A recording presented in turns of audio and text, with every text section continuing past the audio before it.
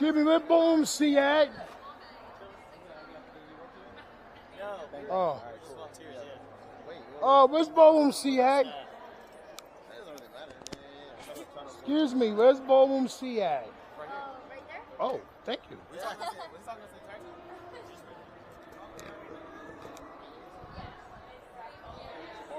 Yeah. God dang it, thank you. Yeah, I'm sorry about that. I'm trying to get to the Nick Picada one. Yeah, you know what else is a culture war? Trying to fight in it. Fight the good fight. I'm fighting the good fight. Exactly. What else is a culture war? What? When I try to take a dump in the morning. Good stuff, man. But that being said, that's not the only aspect that is diminishing the ability to enjoy a good story, in my opinion. I think that we, and I'm going to blame all four of us as part of this, but also all of you, because you get to share in my misery too. But if we are constantly looking for those problems, if we're constantly looking for things, we may be overemphasizing an agenda when there might not be an agenda at play. Sometimes there clearly is. You can tell because Twitter exists, right? Screw Twitter. Oh, Jesus. Sorry. Know what I say here, boys? You can. Other times people are making mountains out of molehills, and there might be a casting decision or whatever that's made for business reasons and not for woke reasons. So I will say that the discussion itself, I think, is diminishing our ability to watch popular media. And you know how I know this? Is because I talk to all of you guys about stuff that I watch, and then you yell at me all the time. You deserve it. You deserve everything you get. This is not the question. There's no matter of desserts going on. This is, the only dessert should be donuts, okay? I mean, he should know. He's a lawyer. But anyway, so I wanted to open up the discussion to the panel and talk about just this subject. We talk about it all the time, but kind of with the idea that I think we share a little bit of the sorry blame about that. when we're looking for these characters to be 100% Sorry. what we think they should be, and then they deviate from that. We suddenly think something's trash. It isn't always trash. But with that, I don't know if anybody wants to follow. Well, there's a saying when I think Mike does Mr. Plinkett on Red Letters that you may not have noticed it, but your brain did, and that's where the propaganda is. You just when something's put in there that doesn't belong, you notice it. It sticks out. Your brain picks up. You know the difference between entertainment and woke messaging, and you will pick up on that 100% of the time. And like you may not notice it first time, but you did. Your brain did. Your brain noticed it, and that's the way they sneak it in there. And then you become an expert at it. You start to hear it. You're like boom, boom, boom. You could see it. And I know what you're saying. Now, are we looking for it when it's not there? It's there. All right, let's not mistake. It is there. It's not only there, it's also there and there and there and there. Point But at my me, question- Henri. What was that? I ain't say nothing. My question is lost. Fuck your nose is Lost to the east. We were drinking till 4:45 last night. Yeah. Fuck yeah! Yeah! Cecil. We drink till 4:45 every night. This is not a good excuse. But we did it in person this time. That's true. That's true. That's true. But no, I think you're right. You're right. And there are certainly times when things stand out, and they stand out pretty obviously. Even if you're not a fan of something, you may not have encyclopedic knowledge of the various senators of the Star Wars universe. I am the Senate, by the way. But Can you name a senator from California? No. Can you name a senator from Elderon? Yes. I can can you name name their it. genetic lineage going in both directions? Disney will have a book out on that soon. But no, I think you're right though.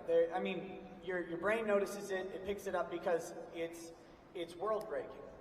And that's when it's a problem. But I think to push back, because that's what this is about. Dare you? To push back. There are changes that are made that are not world breaking.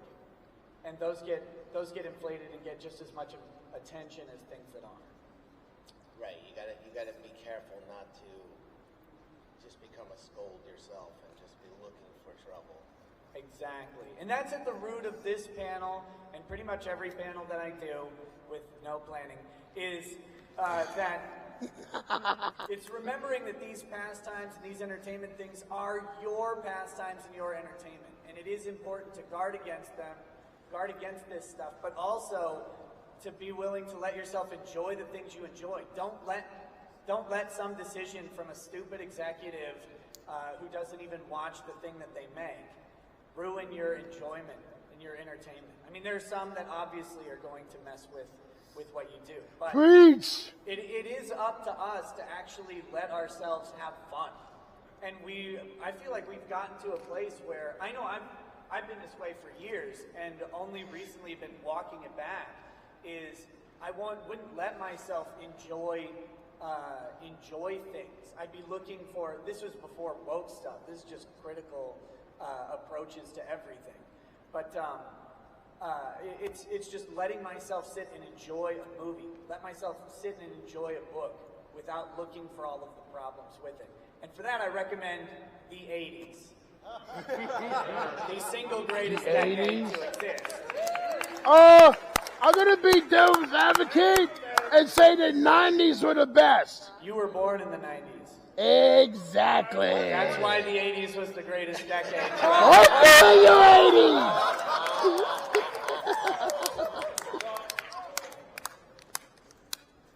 Did I hear a question? Was someone about to ask a question? Oh, What? yeah. And it's about some woke shit too. Like, Okay. if your brain detects something wrong, like let's say like you was watching Independence Day, and they go to that scene where the mothership or one of the motherships like vaporized Manhattan and included both the Twin Towers and the original thing. Yeah. And I'm getting the point. It's like, what if they made something like that, but took out the only thing that was in that scene, which is the Twin Towers, which is the Twin Towers, but they say, oh, it's deemed offensive. We have to remove it because it represents something bigoted. But this didn't happen, right? Just saying, if it would happen. So hypothetically, Yes. remove the Twin Tower. The aliens did a good job removing the Twin Towers in Independence Day. In Independence Day! Son of a bitch! Don't you do that to me! You son of a bitch! This is a nice panel, You sir. son of a bitch! If you want that joke, you come to my live stream. No! That'll be $20, please. Talking about how criticism and how Oh shit, I was going to ask the other question. false information can be harmful to one's constructive mindset.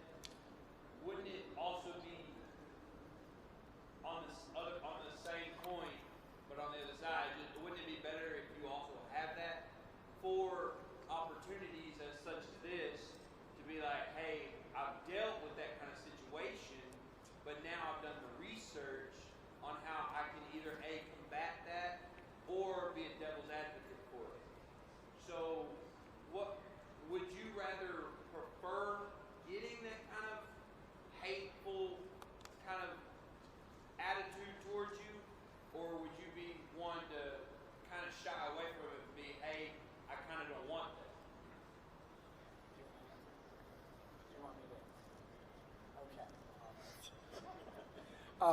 I'm never one to shy away from a hateful attitude thrown my way.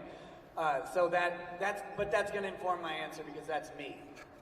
But if I understand your question is, Should we completely ignore everything, or should we have that sort of base background knowledge and perception of what's going on?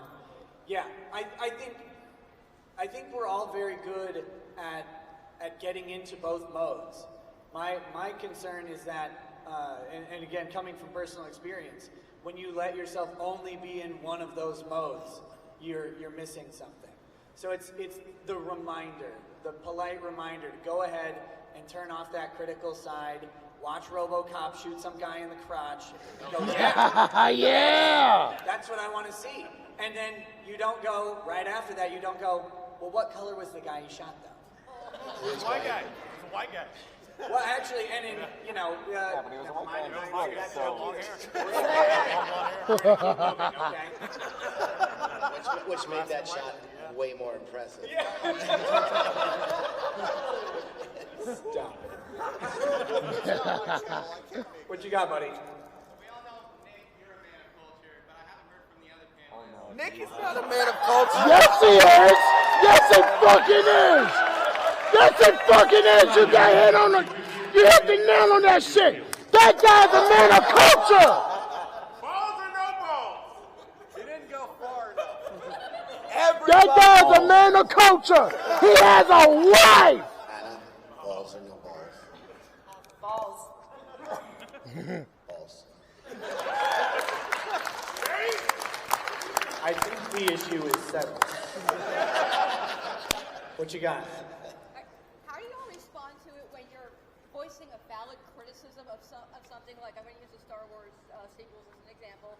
Like, if you say the storytelling sucked, they had no idea what they were doing, and then somebody comes at you, oh, you just don't like that there's a black person and an Asian chick. Tell him to fuck off. Well, I do. Well, tell him to piss up the road! That's their initial reaction to any criticism is, you're a bigot. You know, you're a racist, you're Nazi.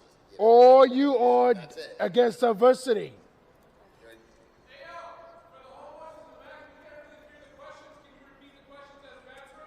Yes, thank you. We will. This young lady asked, how do you respond when you give a valid criticism and they immediately call you a bigot or a racist? Makes it get What's the Tumblr's response to that? advocate. I think we have someone on the panel who has some experience making valid criticisms about Star Wars movies, and then people suggesting that they are an incel, bigot, racist. Oh, yeah. All of the fun stuff. Oof. Well, the way I handle it now is very different than when it first started happening. And so I used to really take it to heart. I'm like, oh my God, like why, how did you get that from that? You know, that doesn't make sense. And then now I just have noticed it's a pattern. And it's, I mean, I hate to use the term bots, but it's almost like you saying this, like, this is horrible, da-da-da-da-da, and then it's like, well, you know, the video hasn't even been out for 17 seconds, but you're like, oh, at this timestamp and this timestamp. So it's weird, but sometimes you just have to detach yourself from it, and you know that there's just people out there that have no lives that are just going to go and do that, and I mean, there's nothing you can really do about it, so. I just told them to go fuck themselves. Yeah! That's my man! These people, they sit on Twitter, they literally drive the platform, they tweet hundreds of times a day. Can you imagine that? Tweeting They are Tumblr toys! You suddenly sound like yourself now. Oh, thank you. Dude, they fucking Tumblr toys on Got that Twitter. proximity effect. No, I think to finalize my answer to the question, because, well, narcissism, is, you know, the one thing people want on that side, people who are pushing an agenda, whatever agenda it is they want to find whatever they can do to support their push of the agenda, right? So if we're talking about Star Wars, and Disney has a decent track record of trying to ruin everything that they touch lately. Just ask the Uyghurs in China. I gotta edit that shit out now. Is Disney here? I hope. Anyway. Fuck Disney! So Disney's been doing this. Star Wars is a great example. Those are And- unpaid interns. They're Imagineering stages. Anyway. What the so- fuck? But what I want to say is, you have to remember when engaging these people,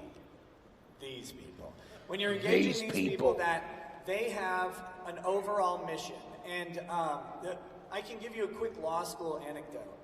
I was in my final semester of law school, and I was taking medical malpractice because why not? Literally because why not? I wasn't going to do medical malpractice. That's horrible. A horrible area of law that requires a whole bunch of specialization that I didn't want to do.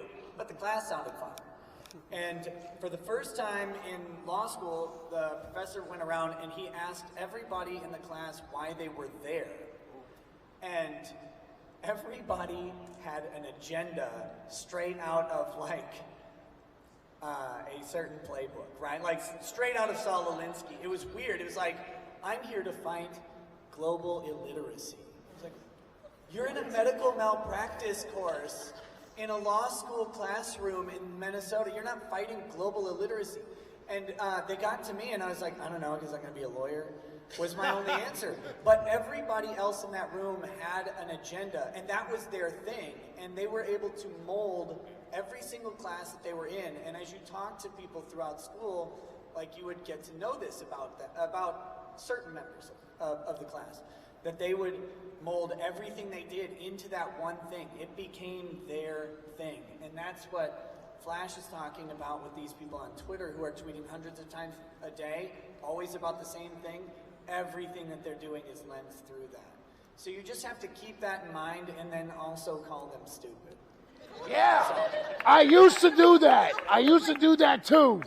Give us Dr. Aphra and give us Quinlan Voss, and people aren't gonna, nobody's gonna be mad about that. It's just your writing sucks. It's not that people are racist and don't like women. Right.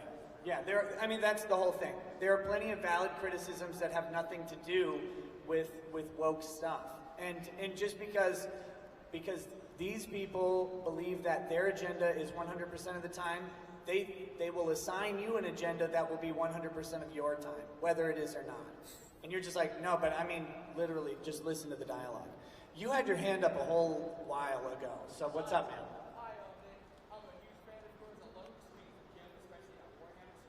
Yeah. Hey, I'm a huge fan of him too. What the hell? How do you feel about people censoring material like books, TV, stuff like that because it's not politically correct? Okay, so the question was, how do I feel about people censoring material like books and TV because it's not politically correct? Are you talking about like existing works? So like when they decided they needed to Take the guns out of ET. take the guns out of ET, or What? When did they do that? Oh, they did that? They did that? yeah, and Star Wars, right? Like Han couldn't shoot first. Han Han definitely shot first. Oh, Just so we fuck get that! But yeah, Han murdered that fucker. and he'd do it, and he'd do it again, and he'd do it again. No, I mean, my opinion on censorship is simple. Don't do it. I mean, there's no idea that we can't confront. Like everybody in here has confronted something more horrifying than they're going to read in some book in your own life. You've dealt with a significant loss. You've gone through a time of embarrassment. You've gone through a time of anxiety. And that is going to be much more traumatic and impactful to you than reading the N-word in Tom Sawyer, right? Like that's not going to do any damage to you. Huck Finn, actually. Yeah, Huck Finn. Listen, I'm going to call you the C word. Cecil? But no. Caucasian? My opinion is simple on censorship. It doesn't belong here because we all confront things in everybody's life that is going to be more traumatic to them than any word or idea that comes out of a book. Well, they're going back in time, and they are changing, like Little House on the Prairie. They changing history. Because she was a settler, literally described the Indians as savages or something like. It was actually canceled. If I remember right, in the book, it's a conversation between her dad and another settler, and it was said by the other guy too. It was not like a promoted thing. But it's canceled. Yeah. It's like, Well, thank God. I'm so glad that they got rid of her awards because I hated having to read those books in school.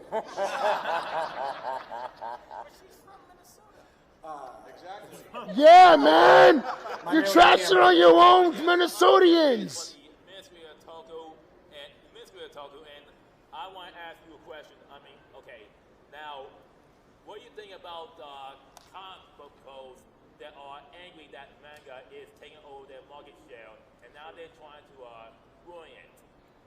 I'm going Oh, to fuck. defer this question. The question is, what do we think about comic book professionals who are annoyed that manga is taking over the market share? I love it because they are Woo, woo, woo, woo, woo, woo, woo, woo. listening to their audience, and Marvel and DC are listening to the same 50 fucking weirdos on Twitter that And Jamal Igle. and Jamal but that tweet. They think if 50 people tweet 1,000 times a day, that's 50,000 people. It's not. It's the same 50 people, and they're bending. Just even this up, they're trying to cancel J. Scott Campbell for a cover that he put out in 2009, and they said it was too sexy. Of Peter Parker's wife, who's literally a supermodel in the book, she was too sexy, and they're still trying. And so they're erasing the beauty, and manga, anime is embracing it, and they are getting. Guess what? Young men that are buying this stuff, they like big titties. Fuck yeah!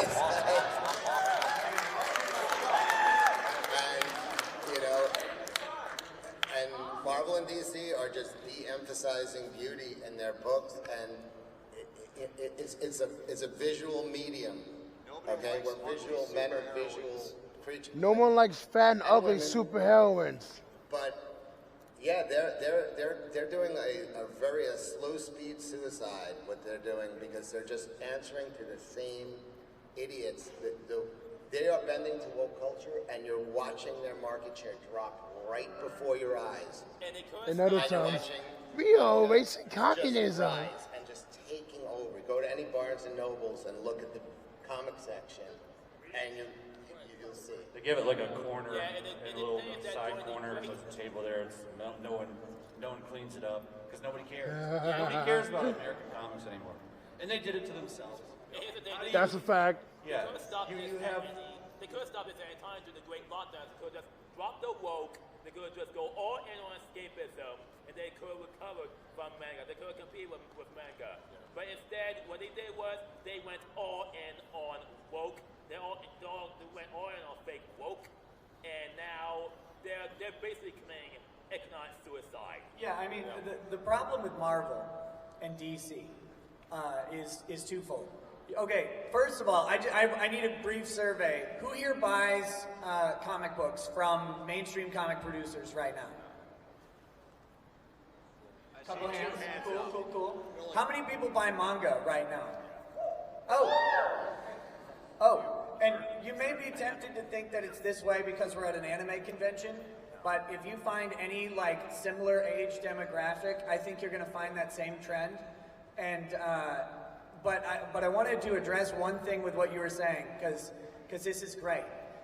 You notice what's going on with manga? Are these the same legacy characters? I mean, I'm not talking about Berserk, which will never end now. It will live on forever because that guy died.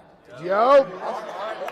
Okay. Yo. Yeah. So anyway, Dude, the man Berserk died. is one story, but they're not trying to redo Guts in every single manga. They're making new characters. Marvel and DC don't. They're so afraid to engage in new characters and new stories. And when they do make new characters, we get the Q-Force. I can just see their brainstorming sessions. It's like, what should we do? It's like, we'll make it Spider-Man, but gay, black. Okay.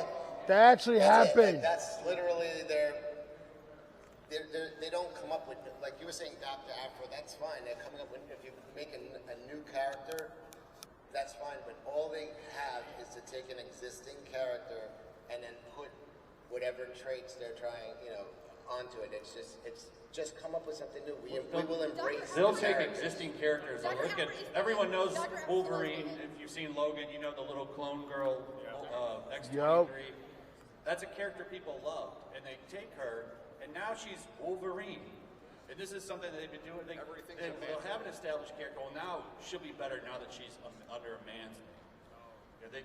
They don't know what they're doing. No, they're so afraid. Like they're like, we got to stick under the Wolverine IP, or people won't know who X-23 is. Like, but the people who are buying the books know who X-23 is. Mm-hmm. My man on the end here.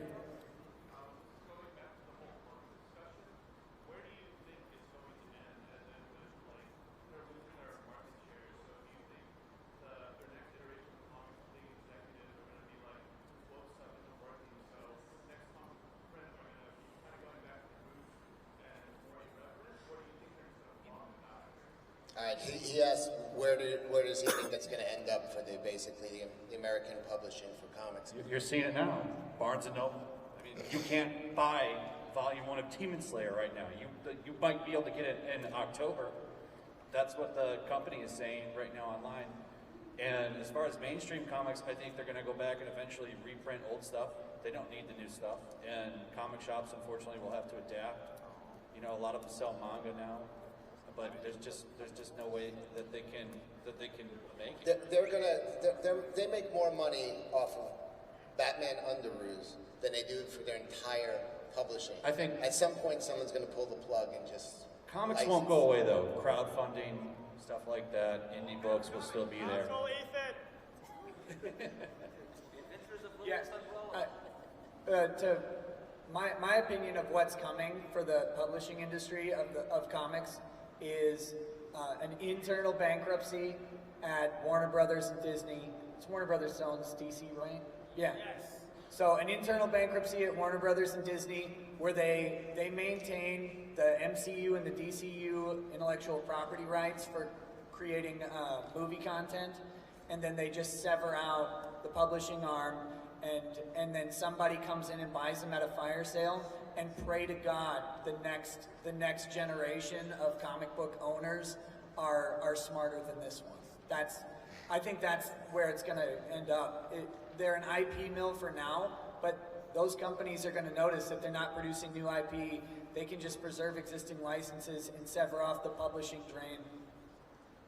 As soon as the movies are done, and they will, every genre of movies burns out. It's happened in sci-fi, western. It's going to happen in comics, and when it does, they don't need these around anymore, and you're going to see them go away. And it's unfortunate, they did it themselves. How many people here have watched an anime and then went and read the manga? They've had a cultural phenomenon in these Marvel movies, and they could never capitalize on it. And they did it to themselves. At the time, this is not even a joke, at the time when, Tony Stark became a household name, people knew who Steve Rogers was. This was not Peter Parker or Bruce Wayne. People knew who fucking Ant-Man is. They know, and at the time, if you went to a comic shop and you said, oh, my kid liked Thor, and it's like, well, here's Thor. It's a woman, Thor. It's like, well, oh, my kid likes Wolverine Wolverine's a girl now, and it's, I like. My son really liked Iron Man. He's dead. It's a black teenage girl now. It's Iron Man. So they, instead of capitalizing on this incredible popularity, where the comic should, none of the comics on the stands matched anything on the screen for years, for a decade. It was the biggest blunder. American comics should have shot through the roof, but nothing matched. So when the kid wanted that comic, it just didn't match what he knew from the movie. And it's amazing that they were, I think, so beholden to Diamond that they couldn't manage to get a series of MCU comic books into major retail chains and into, now you can go get Marvel and DC anthology books and stuff at Walmart, but the fact that they weren't, with all of the licensing power that Marvel and Disney had, that they did not have MCU comic books running in every major retailer is a testament to just how much they don't care about the publishing arm of comics. I mean, but then you see how they handled Star Wars, and you're like, you didn't know what episode the second thing was going to be before. They didn't even map out the biggest franchise of all time. They didn't map out 3 movies. So for them not to have, it's unreal. The stupidity. It's like you have faith in these organizations because they're billion-dollar entities and multi-billion, and it's like they're just run by idiots. Didn't Mitt Romney do that to a bunch of companies? No, I'm just kidding. Anyway, what you got, my man?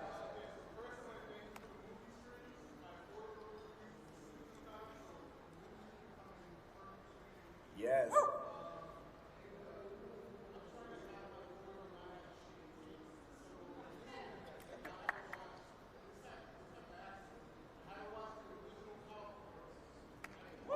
Yeah! Yeah!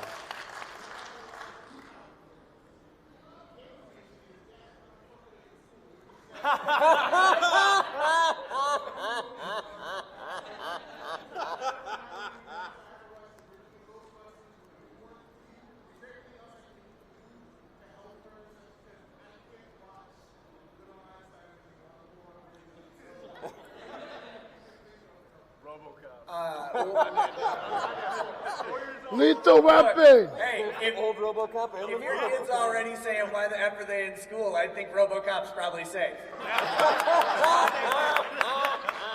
So for the back, the question was, he's got a 4-year-old and trying to help them discern between good and less good media by making comparative analysis between the original iterations of stuff and then subsequent. Ghostbusters being a great example. Powerpuff Girls being a great example. One thing I'll say just with my whole bowl of kids is that what I found is that they consume media in a completely different way. And the funny thing to me is my kids barely care about anything being put out by major publishers. Like all of their entertainment is seriously, it's guys like Dream on YouTube. It's that family. What's that weird family's name? FGTV. Like they are embracing where I think, and this is one of the big reasons I think that entertainment is all going this way. Independent creators who, they started. I mean, obviously FGTV is a big production now. They've got stuff in Target that you can buy, but they all just started in the same place. It's a couple people with a camera and some stories to tell, and kids pick up on that. And the thing that's making them so good is that they're learning the hardest storytelling in the world, which is to kids. Because you watch a show with a kid. Yeah, why are they in school? They're saving the world. This is dumb. Why would they do that? But then adults are like, oh yeah, that kid should be in class. So no, what I'd say is keep doing what you're doing, but don't try to force like an old or a new story on your kid. They're going to start finding media that you don't even understand. Teach them in that media how to tell stories, how to consume stories, because that's the important part of it. Damn it. You in the back. I'm trying to get some in the back. Yeah, you. You're as far back as I can get. So yell. My question is, do you think Japanese media will be able to resist wokeness when Western media collapses? They're getting hit. They're getting lots of pressure. And, Can you repeat the question? Yeah, the question, will Japanese media be able to resist the woke agenda, basically? And they are getting lots of pressure now because SJWs have pretty much destroyed American comics, so now they have their sights on the next thing. They're like locusts, so the next thing is manga, and they have their sights set on it. Yeah, why can't they just destroy them? The concern is the fact that now it's become a mainstream thing and it's global. The money that they make now is more than they make in Japan. And I mean, Japanese are very business minded, and as that money comes, you have Funimation now directly funding stuff, wanting to sit on panels. Will they be able to resist that? It's a tough question. I think for a while they will, but as more money comes in, Funimation which pretty much has a monopoly on it at this point. Well, hey, maybe you should just, make those breasts a little bit smaller. Maybe make that skirt a little bit longer. No! But that's what they're, as that money comes in, money talks, and I'm hoping, we need to stand up. Like the fact that you're here, you guys are talking about this, it's good. Put our voices out there, and hopefully they won't listen. Well, I think, listen, what the Japanese industry seems to be, like, if it don't make dollars, it don't make sense. Yeah. So, they're making money right now, don't fuck with it. Yeah, and I think that's the key, right? Like, the key to all of that is you. It's you. You guys are buying manga. You guys are watching anime. And when you don't buy manga, when you don't buy anime that you don't like, it gets noticed. I mean, it really does. I mean, these companies have bottom lines, and I'm not one to ever advocate boycotts, but I will also never tell someone to sacrifice their money to someone who hates them. Like, don't do that. There's no reason to do it, and that's what's going to keep things the way they are. It's much harder to go back. Like, you're not going to pull Marvel off the cliff. They're dead on the rocks below. But there is a chance with that. And the other thing, and I'm going to hit this for the rest of my life, support independent creators that you like. Don't, our parents and probably a lot of us grew up in this world where you bought a cable package, right? A satellite package. Who had those growing up? We have. Yeah. Who doesn't have them anymore? Yeah. And you notice how, like, well, I still got my if I cable. take my $150 a month for 2,000 channels that I watch one of once a week, or I could spend $5 a month on something, or once a year buy a comic book from one creator who I really like, or support a small film project. That is so much better use of your money, and it's a better use of your attention, and it doesn't matter what those big companies are going to do, because one guy can make a manga. One guy can make it. 3-4 people can make a movie if you get down to it. There's a great one out on, it's an independent film called Headhunter. They made it with a $400,000 budget. It's got like 100 rating on Rotten Tomatoes, and it deserves it. It's a cool story about a guy who kills monsters trying to get revenge for his dead kid. It's great stuff. And this is made by a tiny team of people, and it was all special effects. That was and practical effects, which is what cost the money. But it's up to you guys to keep supporting it. I'm going to go way in the back. Yeah, no, not that far. You in the scarf. Yeah.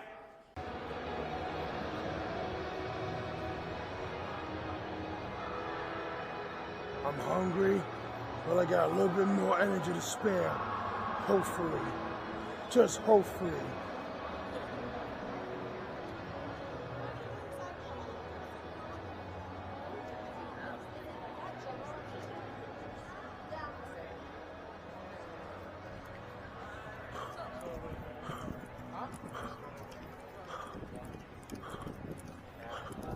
It is for the Vape Me 9 panel? Yes, it is.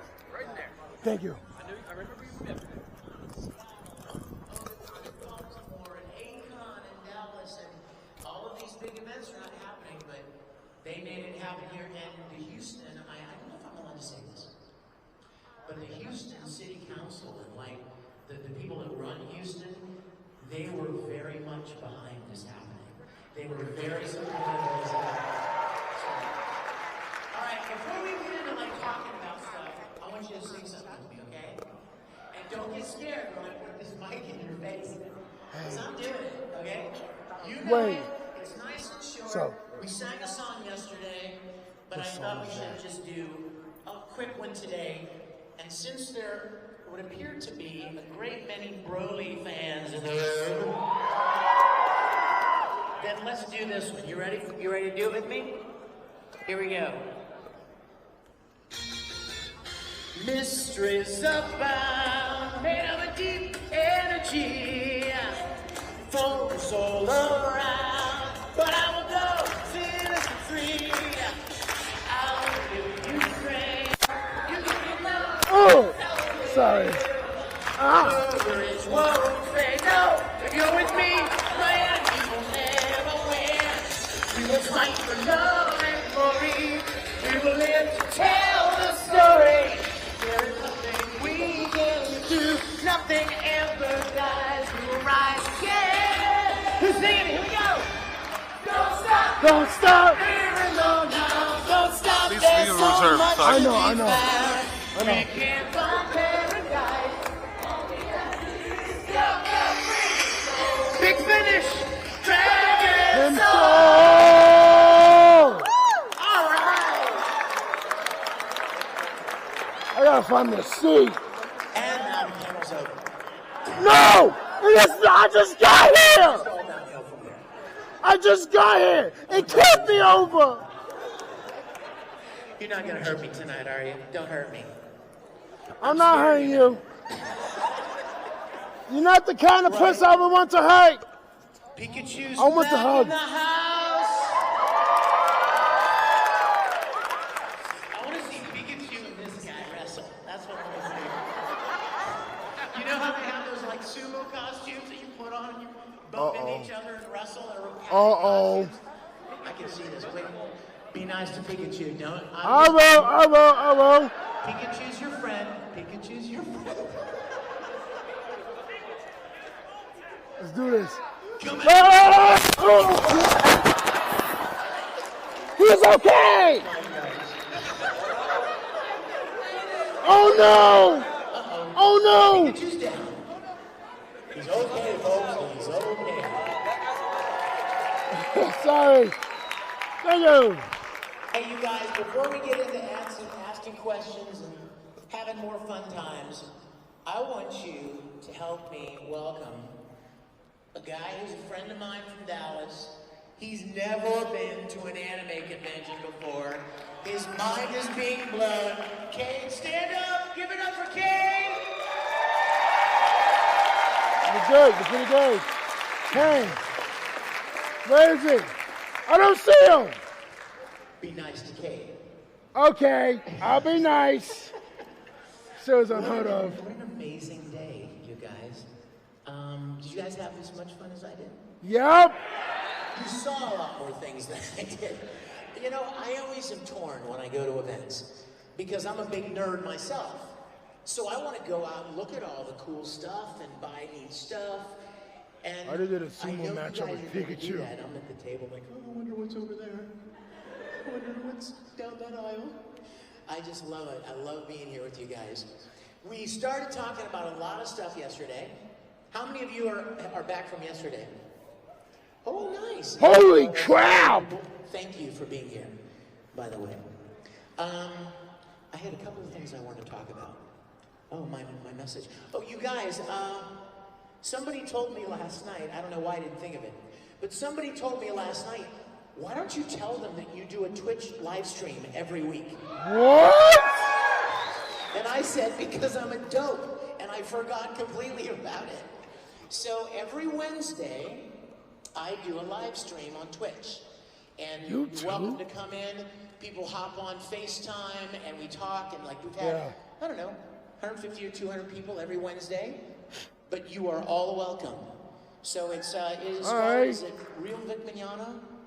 Is that what it is? Yes, so join us every Wednesday at 6 o'clock Central, okay? Oh yeah, I won't be able to make it. Keep forgetting where I am. I'm in Central. Huh? So there's that, and then also, I was really a bad Star Trek fan yesterday. I need to no. Hold up. You were a bad Star Trek fan? What did you do? Kill Mr. Spock? What did you do? No, I didn't talk about it. What? Brian, were you surprised that I didn't talk about it? I need to find I a went a seat. whole hour without talking about it, he said. Exactly. So, I want to tell all of you guys, maybe your thing was anime, or video games, or manga. My thing, when I was a little kid, was Star Trek. Oh my goodness. Star Trek all the time. I drove my mother insane. How many of you people drive your parents insane with your anime stuff? Right? Okay. The difference is my mom's actually here. Sorry. Excuse me. Excuse me, pardon me. I'm gonna, you know Oh, what? I could sit here, but I obsessed. can't fit Like, here. Excuse me, pardon me. I would record Excuse me, it, pardon and me. we're talking the Excuse me, original Star excuse Trek, me, way pardon back me. in the day, yeah. Excuse me. Dinosaurs ruled the earth. Oh no! I would watch it, but then I would put a cassette recorder I gotta go by over here the with Craig. television. Wait. And record Matter of fact, I this found a on seat. an audio cassette. Excuse me, And then I would pardon me. slide the player under my Excuse pillow me, at pardon night me. and listen Oh, to come on. episodes as I went I'm to gonna sleep. sit there. And then I would lock myself in my room for hours every day building models Pardon me. and making costumes. My pardon me. mom sewed. And Excuse so me, pardon me. I begged her to make me Star Trek uniforms. Yo, what's up? And finally she's like, I'm going to teach you how to use a sewing machine yourself.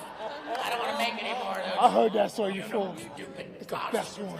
I was like, Mother, that's blasphemy. In fact, do you know what she called Star Trek? Star Wars. Star Trash. Oh! Security. Take this woman out. I do not know her. She ain't wrong! And my Uncle Paul used to tease me mercilessly. He'd go, beep, beep, beep, I'm Dr. Spock, beep, beep. And I'm like, shut up! Oh, It's shoot. Mr. Spock! I was so obsessed. So, fast forward many decades, and I wanted to fulfill my childhood dream of playing Captain Kirk. Oh, I know where this is going to. You guys have those childhood dreams too. You know you do. I do. And so I got together with a bunch of friends, and we rebuilt the entire soundstage from the original Star Trek What's my series. seat? It's in Georgia. He's been there. It's beautiful. And we proceeded to shoot 11 full-length episodes that finish the original series of Star Trek. Now, a lot of you guys may be too young to know this, but in the original Star Trek, Captain Kirk used to say at the very beginning of the show, these are the voyages of the Starship Enterprise. It's 5-year mission to explore strange, right? 5-year mission. They were canceled in their 3rd year. Yeah. Yep. It just That's stopped. true. There was no end. It just stopped.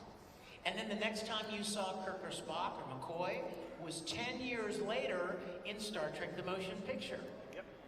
That's true. And by then, Captain Kirk was an admiral. He wasn't even the captain of the ship anymore. Spock had gone back to Vulcan. Everybody had kind of gone their own ways. So my thought was, why don't we pick up right where the original series was canceled and finish the 5-year mission of the Enterprise, return the ship to Earth, and tell some really compelling stories as to why everyone is right where they were when the motion picture began. So we perfectly filled that gap. It's beautiful. And the reason it's beautiful is because it was made completely with love. Nobody made any money. You can't make money from somebody else's property, right? True. They made Star Trek and stuff. So it wasn't about money, it was about passion and paying tribute to something that meant a lot to many people when we were young. There are people nowadays that are your teachers in school, and scientists, and experts in all kinds of fields because they were inspired by that show when they were kids. And so we did what was never done. We finished the original series of Star Trek. We have 10 million viewers. So Yeah! you guys all go home and watch it. And here's the best part. It's free. Yeah! I wish the food could be free though. I'm hungry. Oh, it's free. Okay, I'll watch it. It is Star free. Trek, thank you. See that? There's my. Why didn't I say that? Where is it found? Good question. You'll have to find it yourself. Oh no! StarTrekContinues.com. The name of the series is Star Trek Continues. And I get to fulfill my childhood dream. And you know what? You're going to see a lot of familiar faces as well. People from a lot of TV shows that you guys have seen. Other voice actors. Some of you guys know my buddy Habercorn. That I do! He plays Mr. Spock. No He way. does a great job. Chuck Huber. Yeah.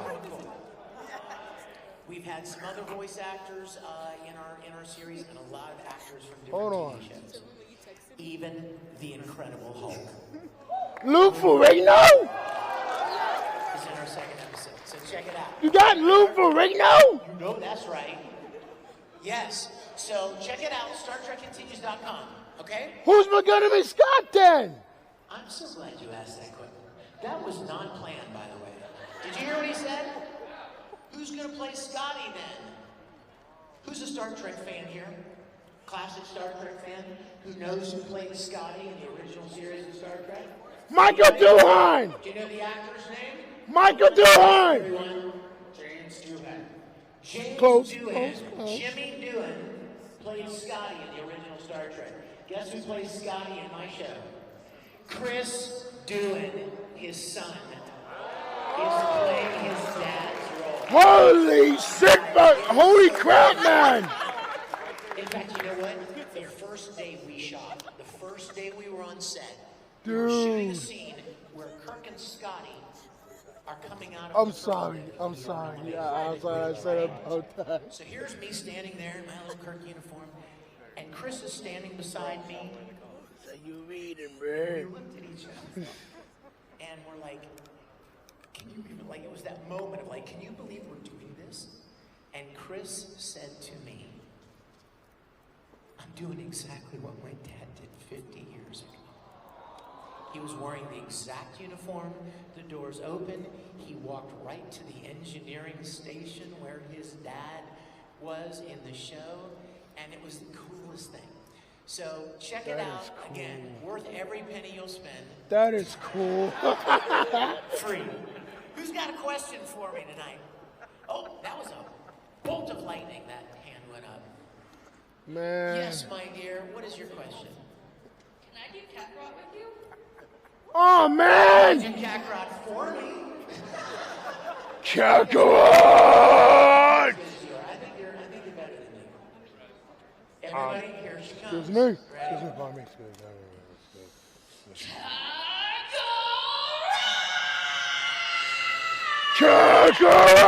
Kakarot!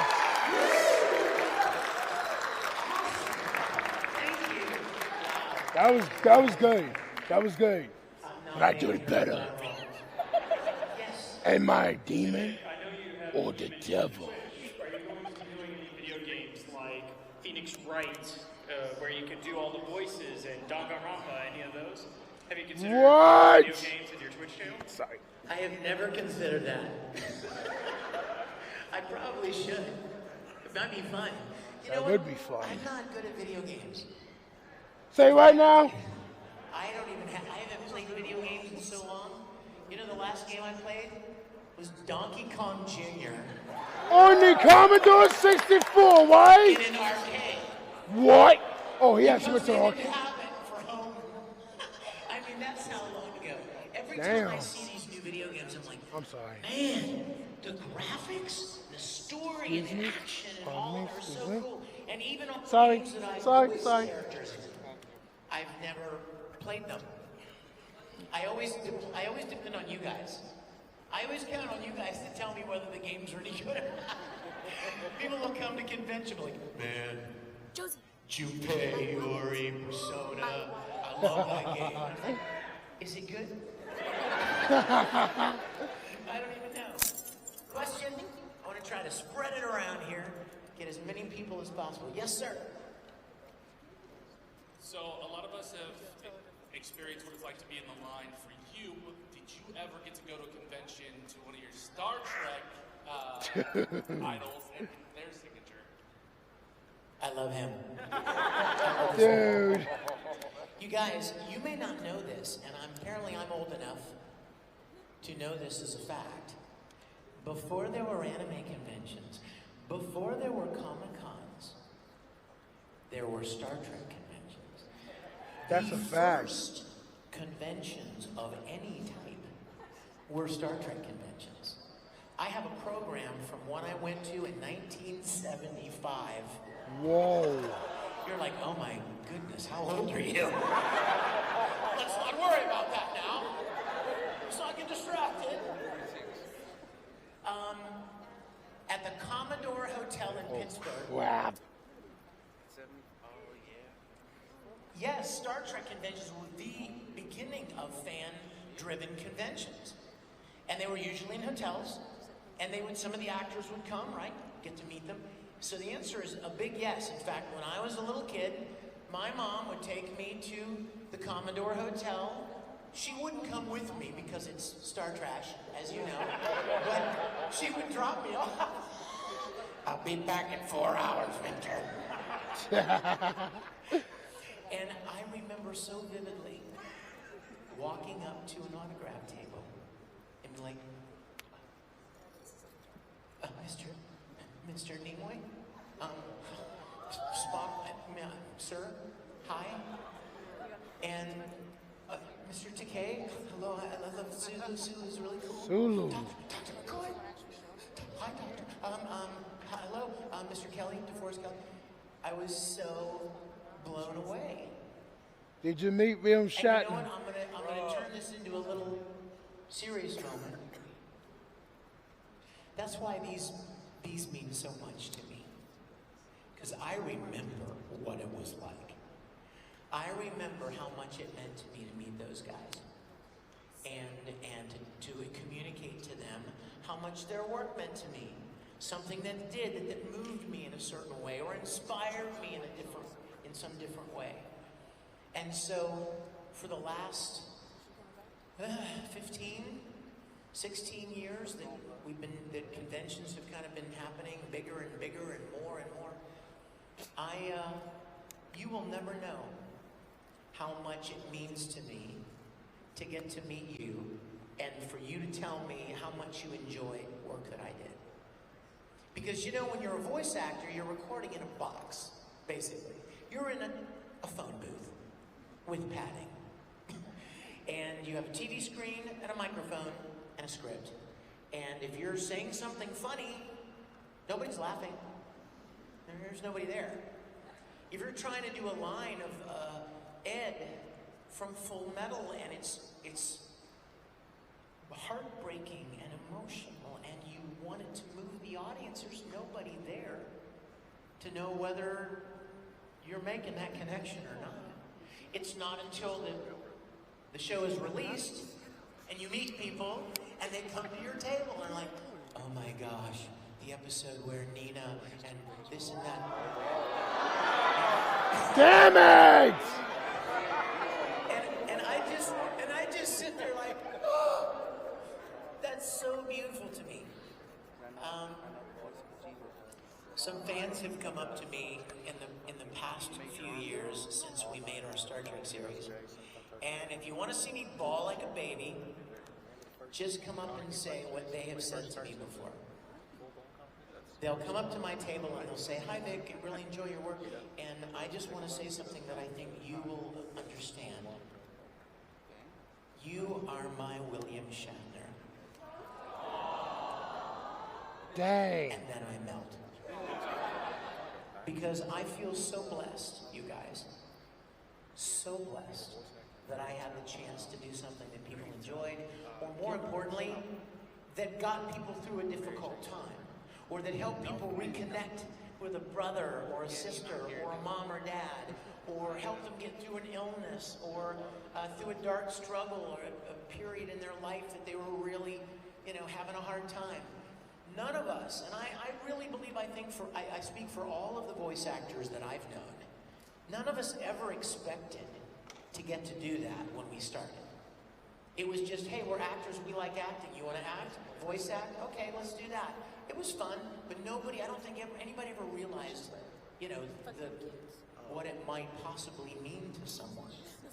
So I just want to tell you guys, I am so grateful for all of you, and so grateful for the privilege that I've had over the years to do work that you enjoyed, and even more so, might have helped you or inspired you in some way. So thank you for that. You're welcome! Yes, sir. Hello. He saw us several times. Does she have a question, or do you have a question? Kind of a story thing, because you were just talking about touching lives and whatnot. So like about 8 or 9 years ago, me and her got into a big fight at a con in New Orleans. And I stomped off to the hotel because I was like, oh, you know, that one. And I got into the hotel. Take notes, guys. This is going to be a good story, I think. So I got into the elevator because I was going to just, you know, go off somewhere. And you were there in the elevator. And I was like, oh, it's Edward Elmer. He's making me down in the elevator. And I told you for some reason, because like, oh man, I got into a fight with my girlfriend. And I told you what happened. And you said like the nicest, like sweetest things. And like, I don't remember what it was, because it was 8 years ago. But that you took the time to say it, I thought was like the nicest thing ever. And we patched things up, because I was like, what are you fighting about? Edward Elmer just said, chill out. Like, what's that? So we wanted to come back and like, really like see you again and hang out, so it was awesome. We really wanted to thank you because, like, you're one of the best voice actors out there, point blank, period. That wasn't my question, but I just want to say You went one step beyond William Shatner, like, kind of, you know, we got married.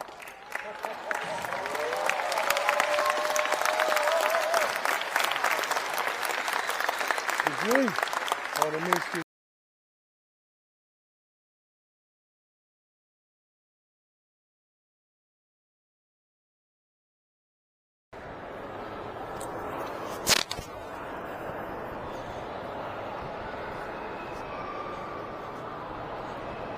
Man, this upper area is dead. Really saw arcades back there still open.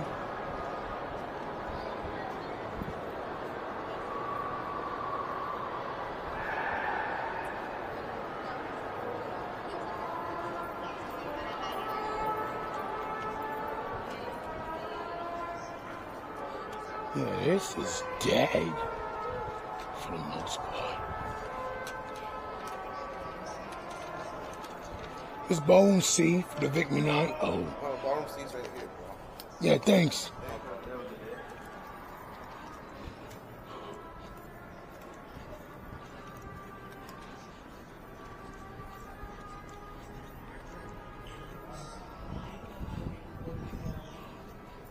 And the director said, it sounded like you were laughing.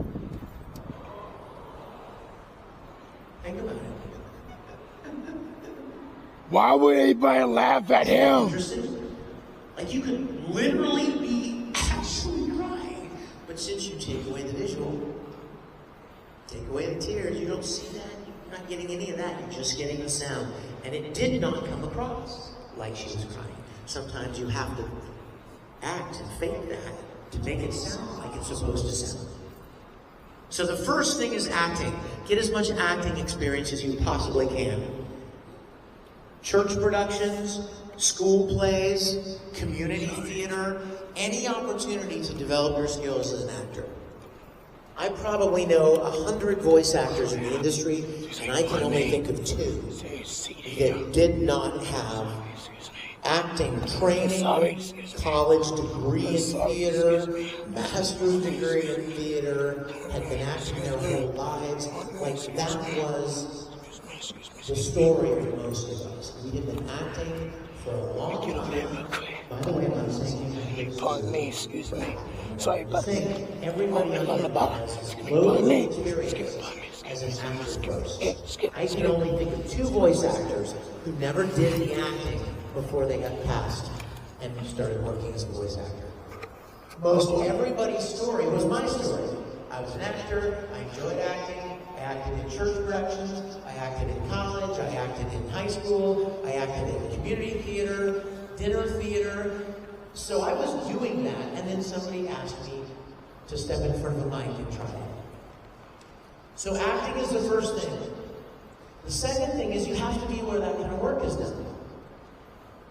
I know that seems kind of like self-evident, but you know, there are a lot of things that happen in every city. But there are some things that only happen in a few places. I've often used the example that if I wanted to be a country western singer, where would I go? That didn't take long. Nashville. Or maybe country music capital of the world, right? Or maybe Austin, or maybe a couple of places. But there are places you go to do certain things where, let's put it this way, where the opportunities are more plentiful, right? Houston, lucky you. Dallas, New York, LA, Vancouver. Forget Vancouver, they only use Canadians.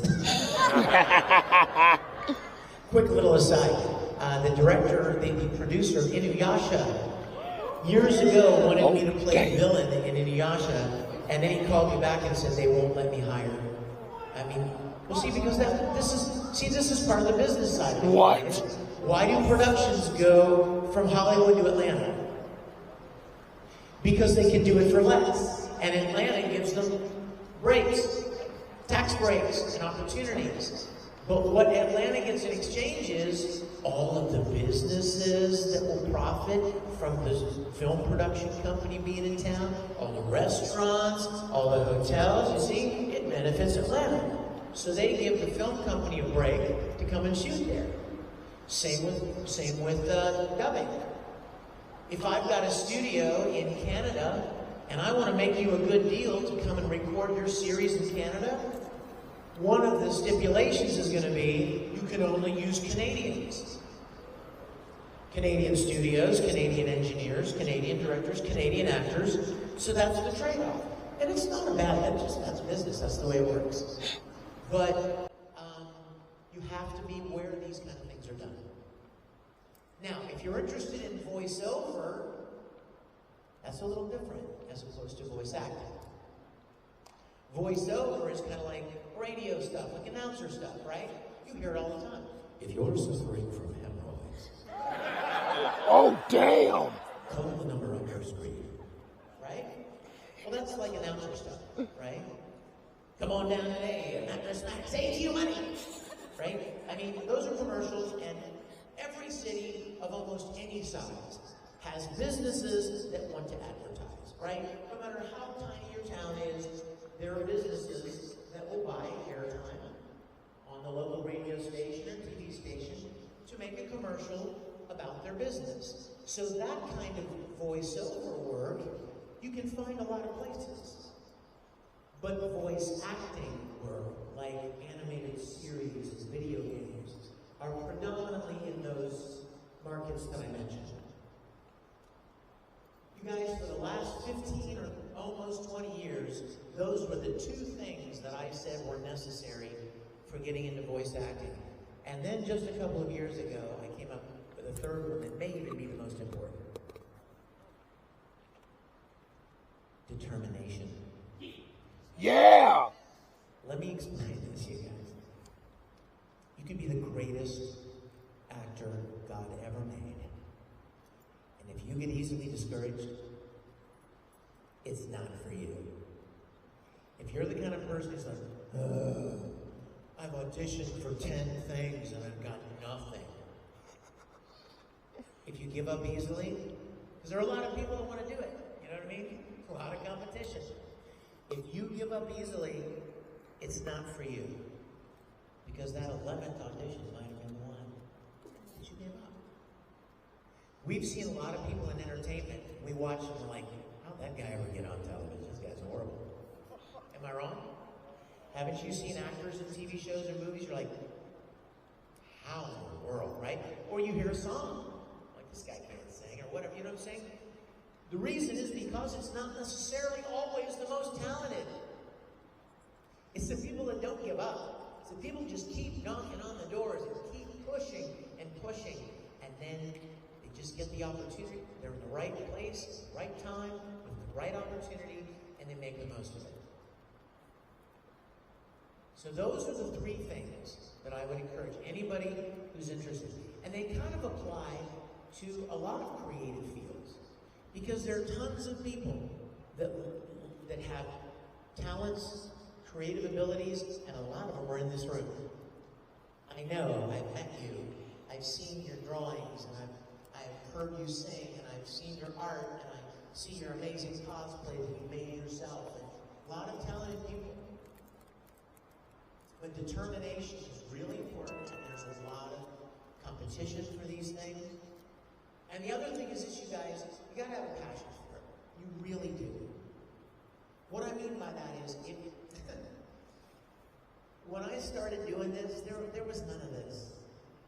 I mean, it was nothing. It was this weird little thing. We didn't go to conventions and sign autographs. And even ultimately 5 or 6 years after I started voice acting, started getting invited to conventions, it was not this. It was a ballroom, a tiny ballroom in a hotel next to the airport in Boise. You know what I mean? Like, it wasn't this.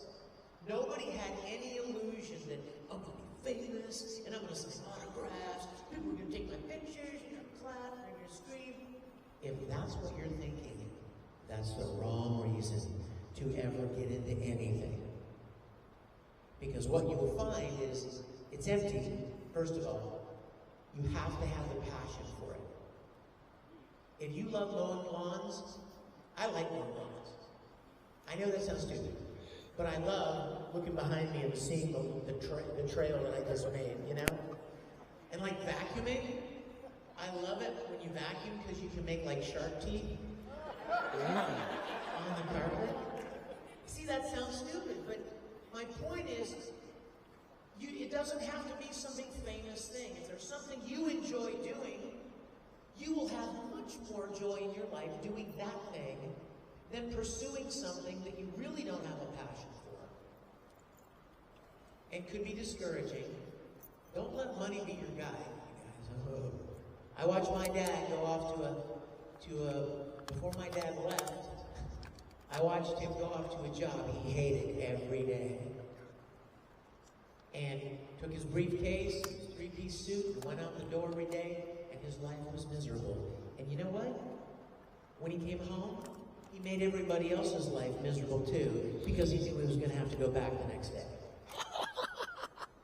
So find something that you love. If you like putting a series of pipes together to make water go from here over there, that's cool. It's called plumbing. And you can do that and get paid for it. And it's fun. See, it doesn't have to be some glitzy, famous thing. Some people are great at putting cars, taking cars apart and putting them back together. Some people are really great at figuring out how a computer program works, or how to write code a certain way to make it do a certain thing. Don't limit yourself. If there are things that you have a passion for, pursue those, first and foremost. There are a lot of people now in the voice acting industry who were kids when we were starting out. And so for the last 10 or 15 years, they've seen this, right? And they're like, I want to sign autographs. I want to be, well, if that's the reason you want to be a voice actor, I promise you it'll be disappointing. So forget whatever it is, find what your passion is, what you have a talent for, or something that gives you joy, and pursue it, okay? Because you will be infinitely happier making $40,000 a year doing something you love, as opposed to making $400,000 a year doing something you hate. Facts. I promise you that. And I'm looking at people's elderly people like me in the room who are nodding, yes, it's true. So, question, I'm sorry, I got a long-winded answer, but hopefully anybody interested in voice acting, those are some... Yeah! Yes. I love you so much. Thank you. What's your name? My name's Alyssa. Hi, Alyssa. You have a question?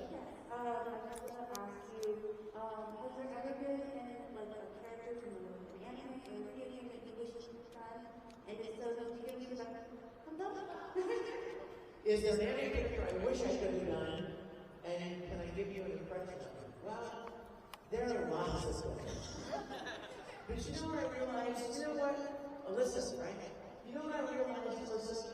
People used to ask me that question in Q&A sessions, just like this, 10 years ago. Is there a character you wish you should have played? And for the first several years, I answered that question, pretty straightforward. Maybe, yeah, I wish I could have played that guy. And then one day it occurred to me, what if the audience thinks that this is the person who actually got cast? No, think about it. What if there's somebody in this room? If I said, man, I would have loved to have played try again. Man, it would be great.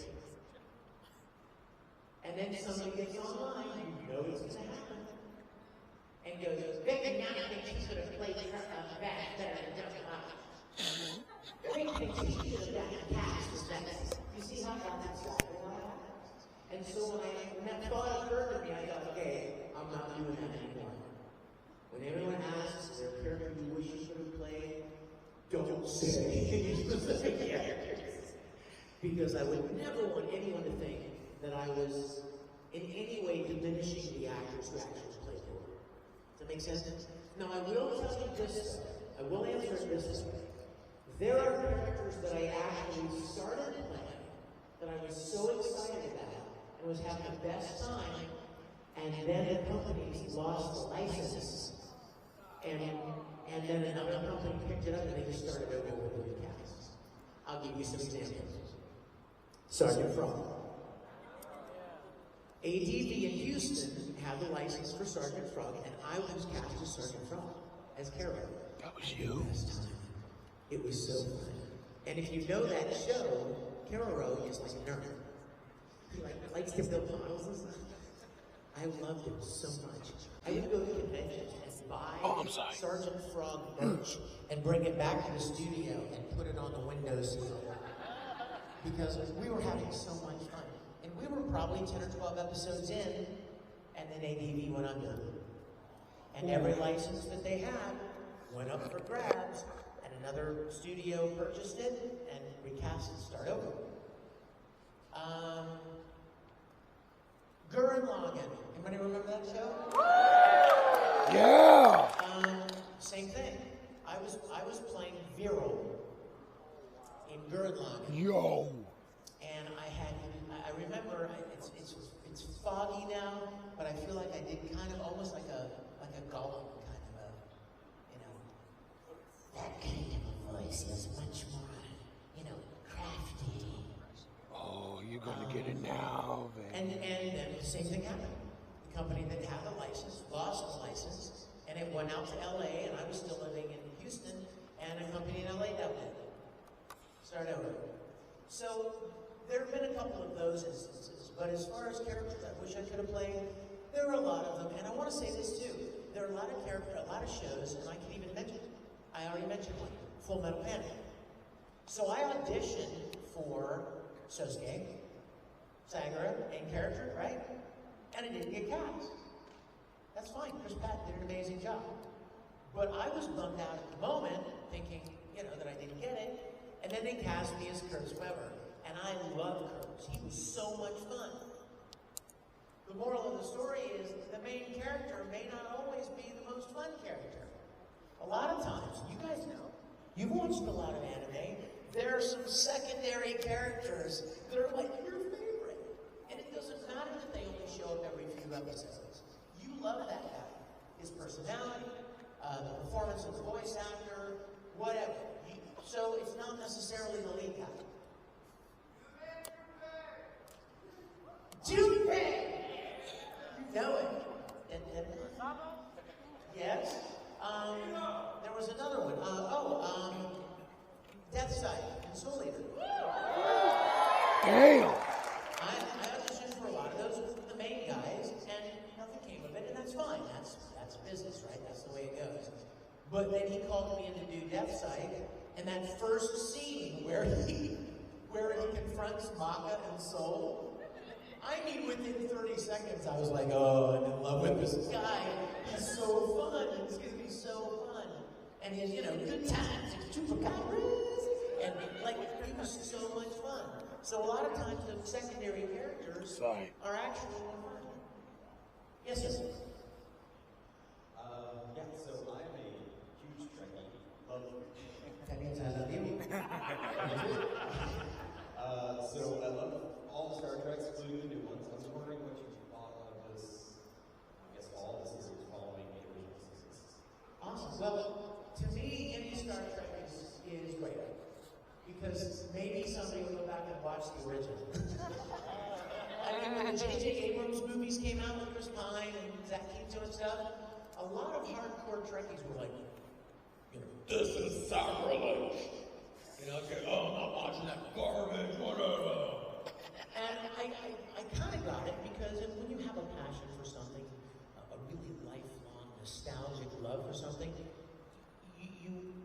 want to see it kind of the way you remember it. You want to protect it. I get the feeling. But when people ask me about it, and you go back and see the videos online, here's what I've always said. They're not making those movies for me. They're not making those movies for the 50, 60-year-old people out there. They're making them for you. They're making them for a new generation. Their target audience is a younger demographic because they want to bring new fans to Star Trek. So that's why they made them the way they made them, and I get that. You know, J.J. Abrams doesn't make movies for fun. He makes them to make a living and to have a business, pay his bills. So what I always said was, hey, what I would love to happen is for you young people to go watch the J.J. Abrams Star Trek, and then you come out of the theater and you're walking to your car and you're like, man, that was cool. Hey, wasn't there a Star Trek back in the 60s, like a show way back there? And then you go and watch that one. See, that's what I get excited about. Is that maybe the new Star Treks will bring people to what started it all, the original. And if you haven't seen it, wouldn't it make, aren't you the slightest bit curious as to what kind of a show made on a tiny budget 60 years ago still has dozens of movies, new shows, video games, the kind of impact that Star Trek has had. If you've never watched one episode, aren't you curious? What kind of TV show could have that kind of impact on the world? So maybe you might go watch it. So then you understand and you get it. Might give you a whole new appreciation. I've enjoyed them. I haven't watched them all. I'm a classic Star Trek fan. Everybody tends to be a fan of whatever Star Trek was in their generation. So like, you know, if you're 10 or 15 years younger than me, Star Trek Next Generation was your jam. She's nodding right there.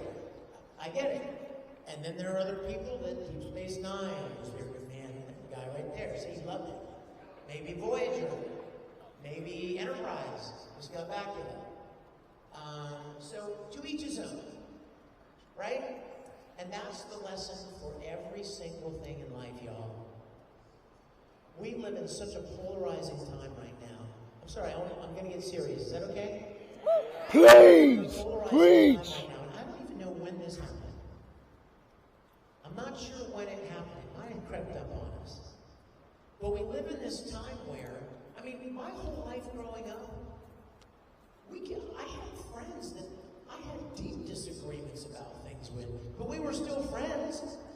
I didn't want to destroy them. Yup, that's a fact. I didn't want to ruin their life. I didn't want to ruin their business. Where did that come from?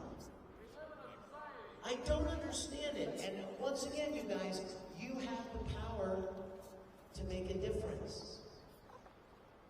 There are so many good people like you out there. Millions and millions of good-hearted people. You get along with everybody. And it's just this tiny little group of people that cause so much trouble. They make you even think that there are a lot more of them because they make so much noise. Do you guys remember that Bible story? I don't know if you remember. It's Sunday, so we're going to test it. Yeah. All right, let's do it. A guy named Gideon? Yeah. Here's the quick story. I'm going to give you the pop culture version. So God tells Gideon he wants him to go and attack the enemies. I can't. Ammonites, Midianites, I don't know. Maybe Midianites actually. Okay, so he's supposed to go and attack them. And Gideon's like, well, how do I have nobody? How do I raise an army? So God takes him through all of these different steps to trim down his army to 300 guys, right? And Gideon's like, whoa, Lord, there are like 10,000 Midianites over there. There are 300 of us. Wait, I heard this story You know what before. happened? God told him, okay, give everybody like a trumpet and a lantern, and then he spread them out in a certain way at night. And on the signal, they all start blowing their horns and the lights, and it terrifies the Midianites because it seems like there are so many more of them. and they won the battle. And I remember somebody saying once it was because back then, for every trumpet, there was like 1,000 guys. You know what I mean? Like they would lead that group. So if you have 300 trumpets in the dark, you know what I mean? And you know your enemy's out there, you're like, oh my gosh, we're surrounded. We're never gonna, you know. And they got the victory. Same thing here. There are so many good people out there. And the negative people, they're not a lot of them. They just make more noise than anyone. So they get all the attention. Facts. But you guys, be kind to each other. You don't have to have the same political beliefs to like somebody. For goodness sake. You don't need to. You can be kind to somebody.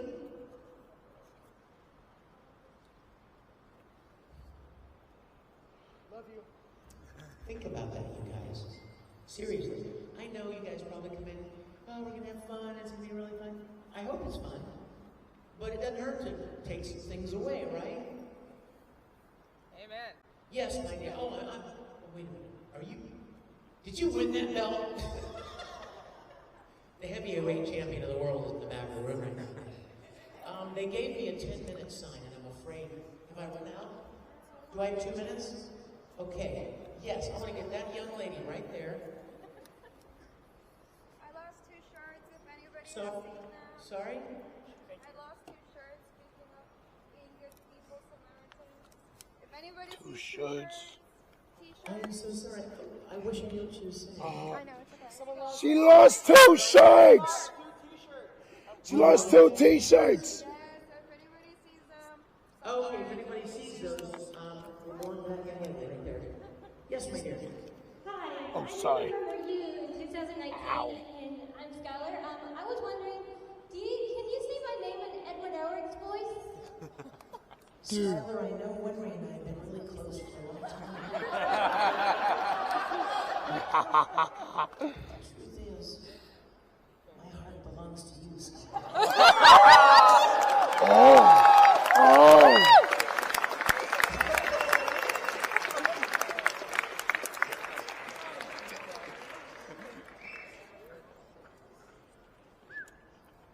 Oh, yes. She just said, do we want to get a picture together? Yeah. Hold on. Excuse me. Excuse me. Sit down in your seat so we can see everybody, and I'm just going to Hold on. Can I, Give me 1 second, bro. Yes. Give me a second. Have a seat right there. Because I definitely want you in this picture. Okay? So have a seat right there so you're in a good spot right there. Yeah, somebody hold my GoPro real fast. Just, yeah, hold my GoPro, please. And get the footage. Okay, like this? Put on your hand. Have a seat, bro. Let's get a good picture. Everybody ready?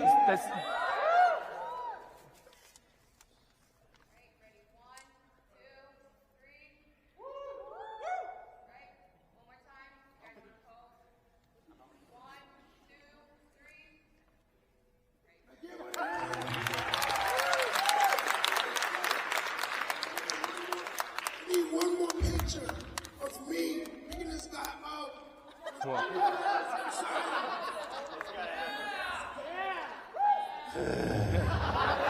Oh, crap. You guys, I'll just...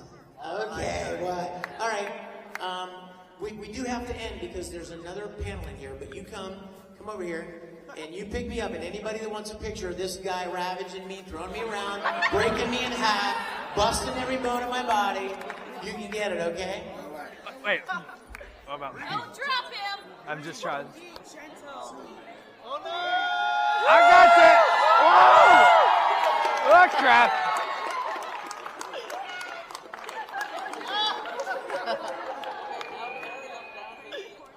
Alright, my turn. You guys, I'm heading back down to my table. Thanks for making anime. Epilogue. Dude, apart from everything else that has happened in MMA Missouri, from the delays to the inevitable backstabbings and everything else in between, I'm chill about it. But I'm not chill about being backstabbed. But I am chill about everything else. as part of my 4-day journey, it's been a wild trip. I would love to go here again next year, but it ain't worth it as a solo job. And I'm sweating bullets because it's just so fucking hot out here. But it ain't worth a one-man job. Let me be real with that shit. But I met some good people. I met some new friends. Recognized some old faces. And it's been a hell of a trip. However, when I get home, I'm taking me a 3-hour-long shower because I am hot and sticky. So until then, from everybody else at the newly reformatted and rebranded, renamed Game of Hands TV, y'all have yourselves a good one and stay fucking gold.